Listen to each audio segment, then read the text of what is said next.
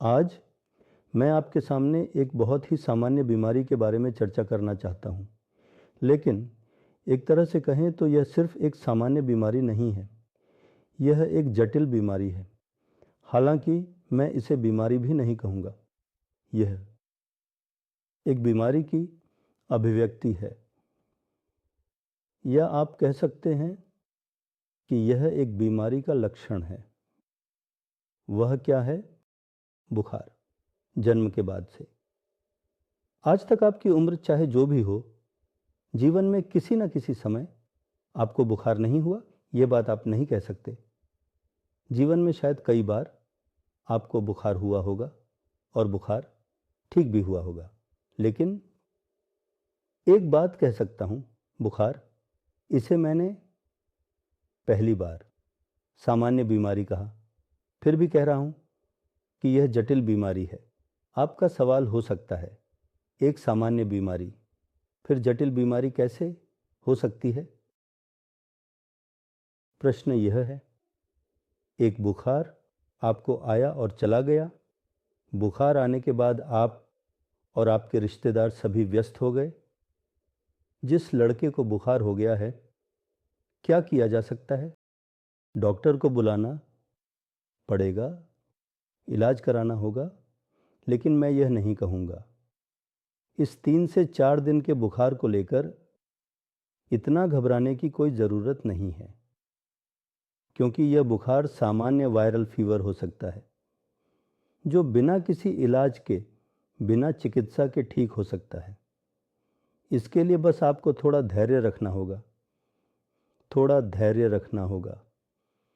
2 से 3 दिनों के भीतर आप खुद इसका इलाज कर सकते हैं, बस थोड़ा पैरासिटामोल टैबलेट।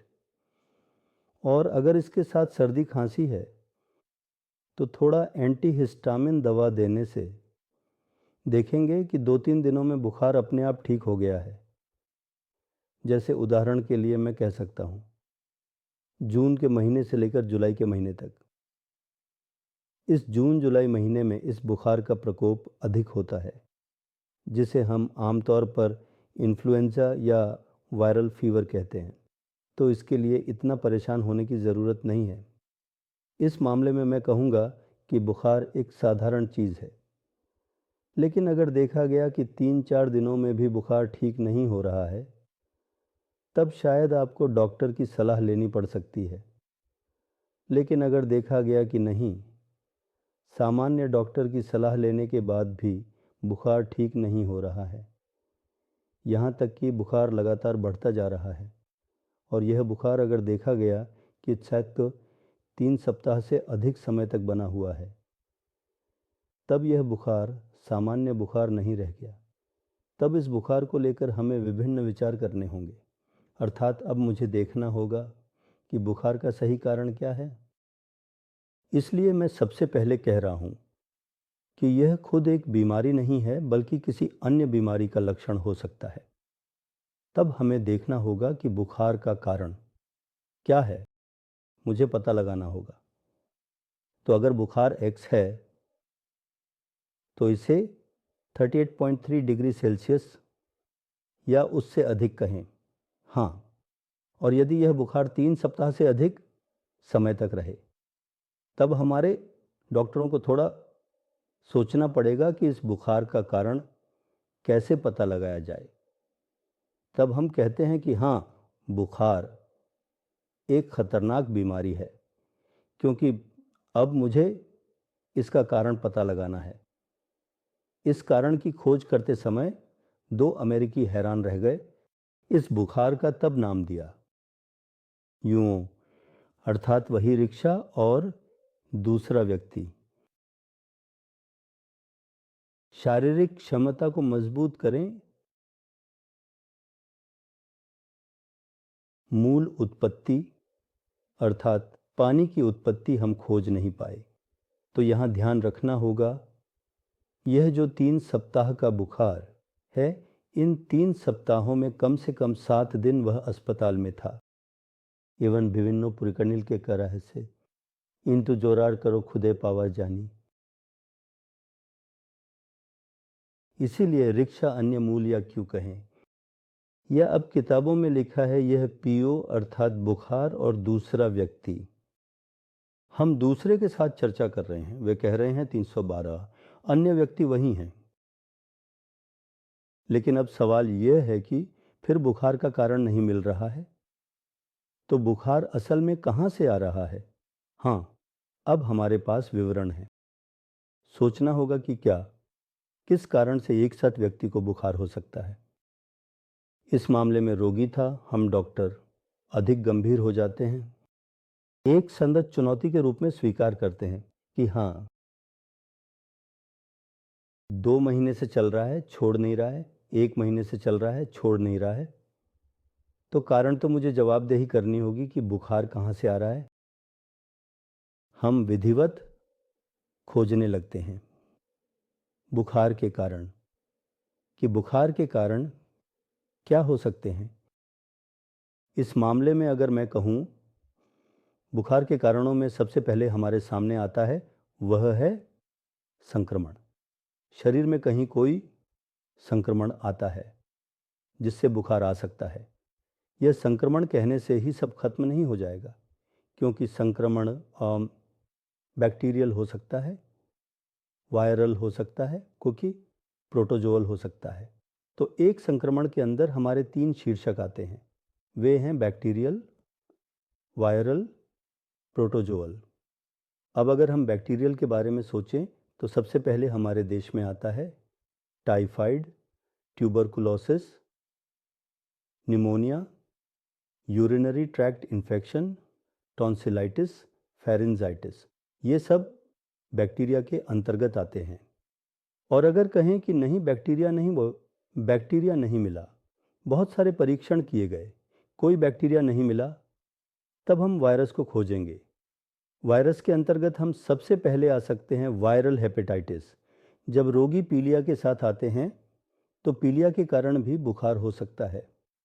वायरल हेपेटाइटिस एक तरह का वायरल है, वायरल एन्सेफलाइटिस हो सकता है, खसरा हो सकता है, मम्प्स हो सकता है, और डेंगू और चिकनगुनिया के बारे में बहुत सारी बातें हो चुकी हैं।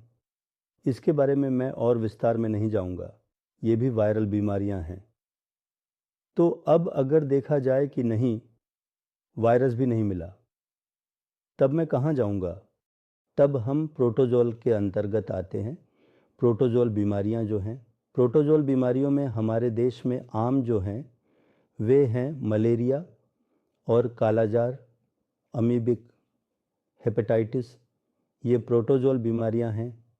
अच्छा, प्रोटोजोल बीमारियों में भी बुखार का कारण नहीं मिला, तब मुझे कुछ और सोचना होगा कि बैक्टीरिया भी नहीं मिला, वायरस भी नहीं मिला, प्रोटोजोआ भी नहीं मिला, तब हम क्या करेंगे?